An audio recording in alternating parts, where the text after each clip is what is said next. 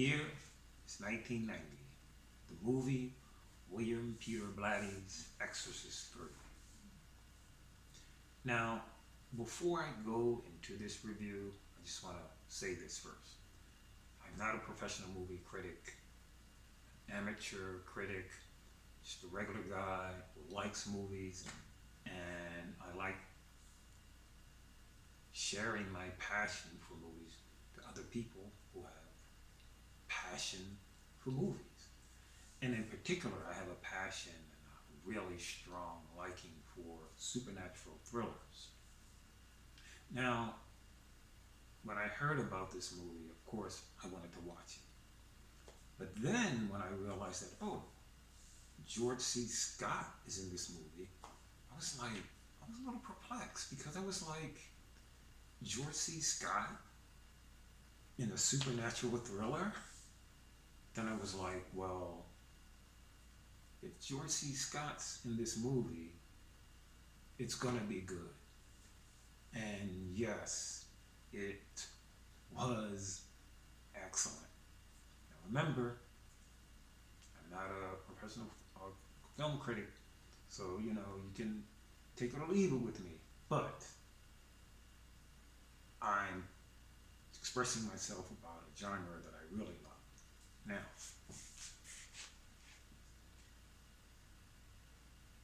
George C. Scott in this film,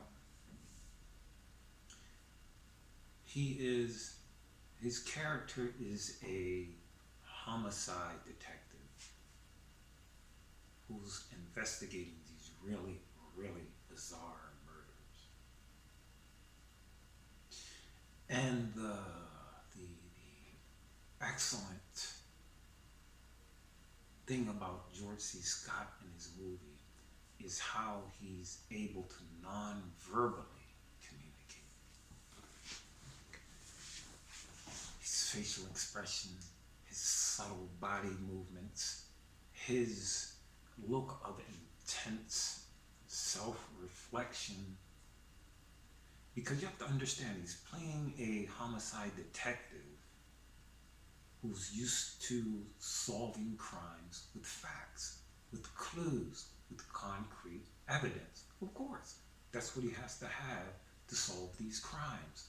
But you can tell he's coming to the realization that this is something beyond the mundane. And he's dealing with that in this movie. And he's able to portray a person who's just like, how do I approach this? And the combination of William Peter Blatty's ability to create an environment, an atmosphere that is just unrelenting in its supernatural, how can I say, environment, coupled with the great acting of George C. Scott. I tell you, it's absolutely incredible.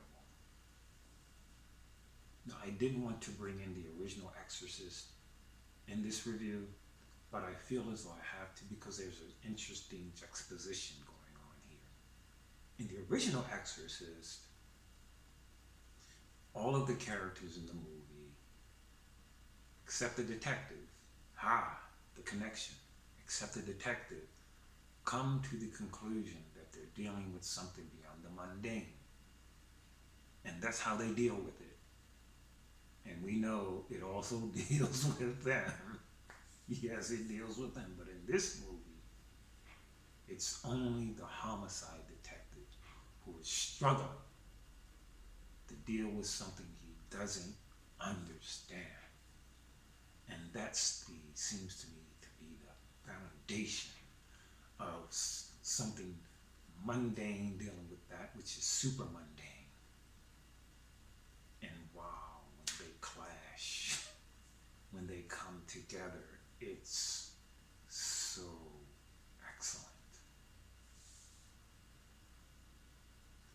So for those film movie lovers out there who don't like supernatural thrillers,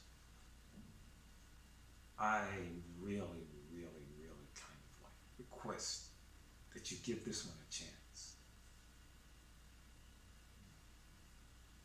But for those who do relish supernatural thrillers and you haven't seen this,